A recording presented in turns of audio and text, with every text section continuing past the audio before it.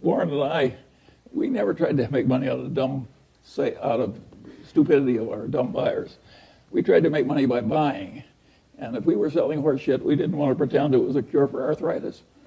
And I think it's better to go through life our way instead of theirs. If you take the modern world, where people are trying to teach you how to come in and trade actively in stocks, well, I regard that as roughly equivalent to trying to induce a bunch of young people to start off on heroin. It is really stupid. And when you're already rich, to make your money by encouraging people to get rich by trading. And then there are people on the TV, another wonderful place. And they say, I have this book that will teach you how to make 300% a year. And all you have to do is pay for shipping, and I will mail it to you.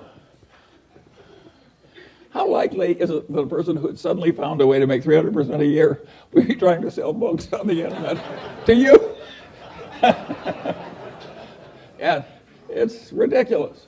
And yet, I've described modern commerce. And the people that do this all day think they're useful citizens. The advertising agents that invent the lingo. And so in insurance, they say, the two people who shifted from Geico to the Glotz Insurance Company saved $400 each. What they don't tell you is there are only two such people in the whole United States, and they were both nuts. But they mislead you on purpose. And I get tired of it. And I don't think it's right that we deliberately mislead people as much as we do. Let me tell you another story that I think is an interesting one about the modern life. But this goes back to a different time. And this man has this wonderful horse. And it's just a marvelous horse. It's got an easy gait and good looking and everything. It just works wonderfully. But also occasionally just gets so he's dangerous and vicious and causes enormous damage and trouble and breaks arms and legs for his rider and so on. And he goes to the vet and says, what can I do about this horse? And the vet says, that's a very easy problem and I'm glad to help you. He says, what should I do? And the man says, the next time your horse is behaving well, sell it.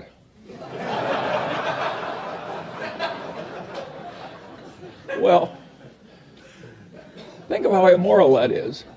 And haven't I just described what private equity has to do? When private equity has to sell something that's really troublesome, they hire an investment banker. And what does the investment banker do? He makes a projection. You can't, I have never seen such expertise in my whole life as is created in making projections in investment banking. There is no business so lousy it can't get a wonderful projection. But is that a great way to make a living, to have phony projections and use it to make money out of people you look right into the eyes of? I would say no. And by and large, Warren and I, we never tried to make money out of stupidity of our dumb buyers. We tried to make money by buying. And if we were selling horse shit, we didn't want to pretend it was a cure for arthritis. And I think it's better to go through life our way instead of theirs. And I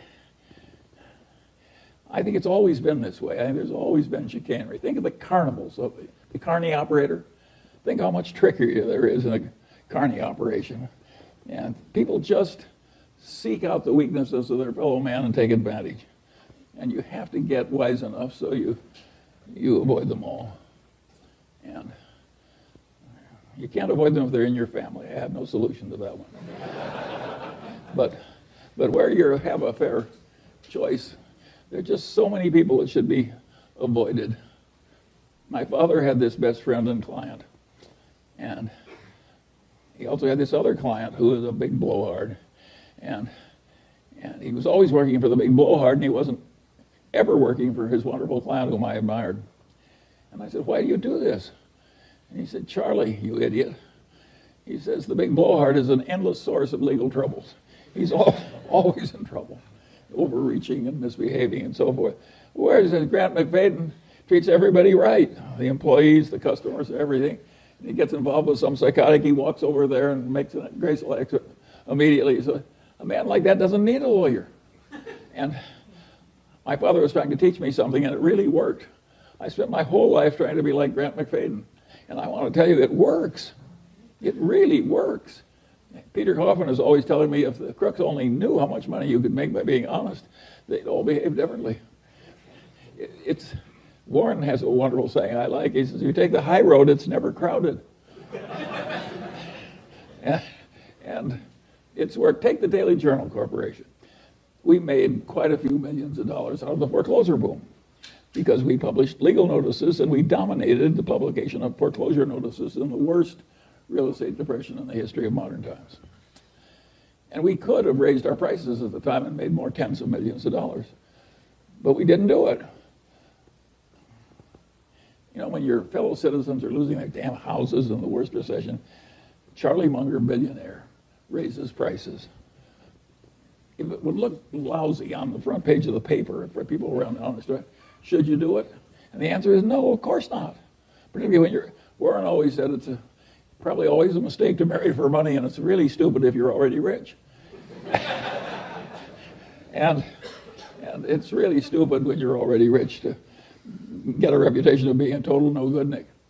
Rick Guerin always loved the story about the guy who had been a total miscreant all his life, and he died, and the minister said, now is the time in the funeral ceremony when somebody says something nice about the deceased. And nobody came forward, and nobody came forward, and nobody came forward. Finally, one guy stood up, and he said, well, he said his brother was worse.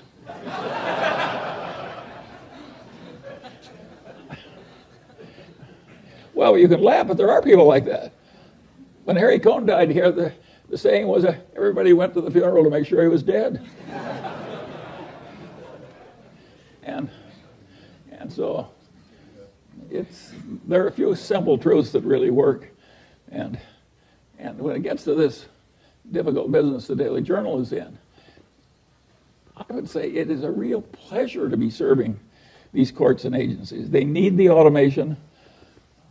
Other people are trying to take advantage of them in ways that we aren't. And we're struggling against the odds, a little tiny company. And we're taking a lot of territory. It's slow going, but the prospects are good. And of course, the nice thing about being rich is it doesn't matter if it's a little slow. And how did we get rich?